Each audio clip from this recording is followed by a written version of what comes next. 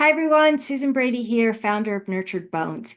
If you're in your 50s, 60s, or beyond, and you've been told you have osteopenia or osteoporosis, you've probably heard that estrogen plays a big role in this process, and it does. Estrogen helps protect your bones throughout your reproductive years by slowing bone breakdown and helping your body absorb calcium. But here's the twist. Once estrogen drops after menopause, there's not a whole lot you can do to dramatically boost it, and at least not naturally.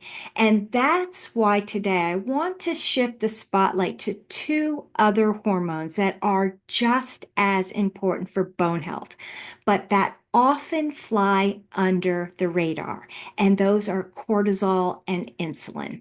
These two hormones are influenced directly by your daily choices, what you eat, how you move, how you manage stress, and how well you sleep, which means you have more power than you think when it comes to protecting and strengthening your bones.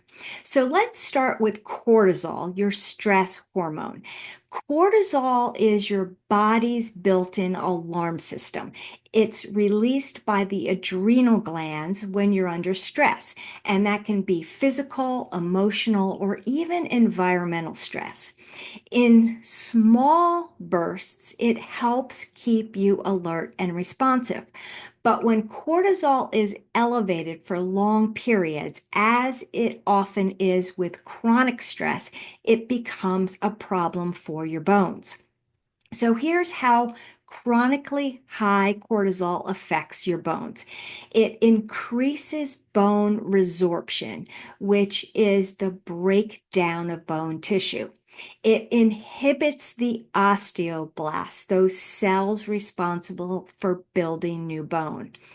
It lowers calcium absorption in your gut, meaning less calcium makes it to your bones, and it ramps up inflammation, which can further accelerate bone loss.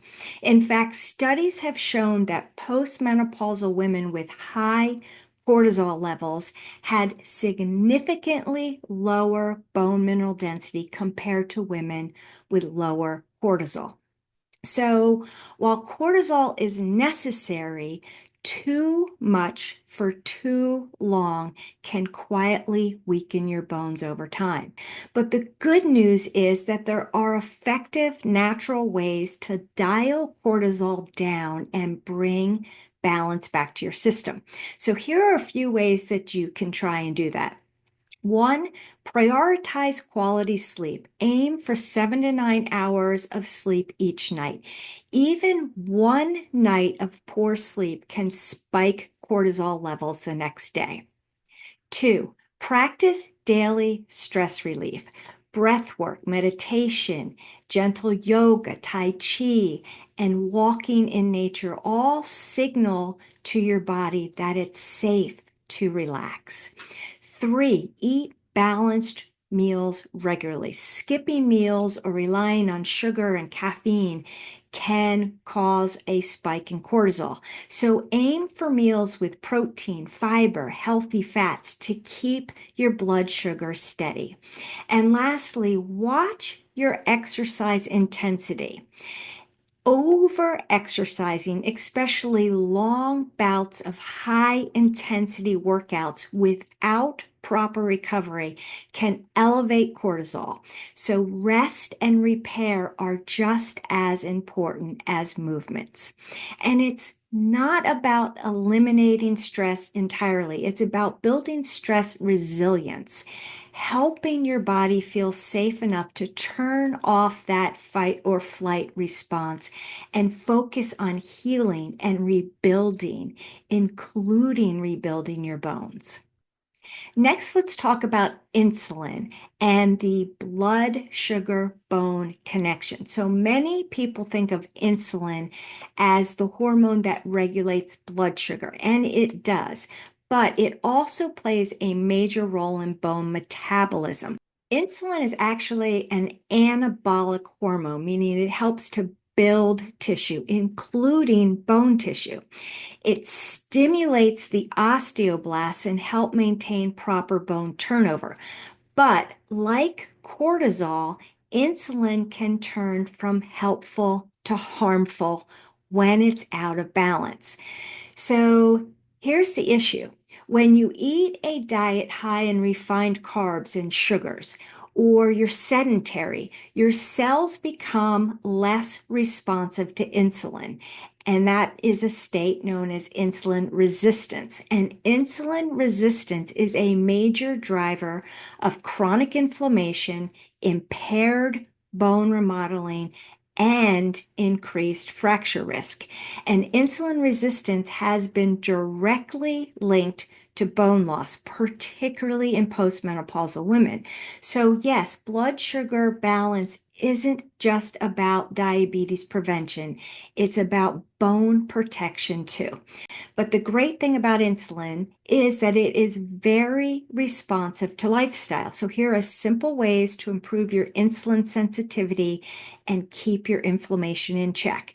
So number one, prioritize whole foods. Build your meals around fiber-rich vegetables, high-quality proteins, and healthy fats. These are going to help slow blood sugar spikes and keep insulin levels steady. Cut back on added sugars and refined carbs. These cause insulin surges and encourage resistance over time. Strength train regularly. Muscle tissue is insulin sensitive, and the more lean muscle you have, the better your body handles glucose. And you can also try intermittent fasting. So, eating within a 6 to 8 hour window may actually help improve insulin sensitivity. And lastly, manage your stress. Yes, cortisol and insulin are closely linked. And when stress goes up, insulin sensitivity goes down. So there's another reason to build a calming routine into your day. So these aren't extreme changes. They are sustainable shifts that can help you feel more balanced, energized, and supported both hormonally and structurally. So, yes, estrogen matters, but so do cortisol and insulin. And the difference is you have daily influence over the latter two. Managing stress, eating well, moving your body, and sleeping deeply aren't just good for your mood or your waistline, they're directly impacting your bones. And if this all feels like a lot to juggle, you are not alone. Hormones, bone health, lifestyle, it can be very overwhelming, but you don't have to do this alone. Sometimes all it takes is one conversation to cut through the confusion and create clarity. And that's why I offer a complimentary 20-minute consultation where we can talk through your most pressing concern, whether that's stress or hormones or blood sugar or building a safe and effective exercise plan. You can contact me at nurturedbones.com/contact. So let's create a path forward that strengthens your bones, balances your hormones, and supports your whole body vitality. Thank you, and I hope you have a great rest of your day.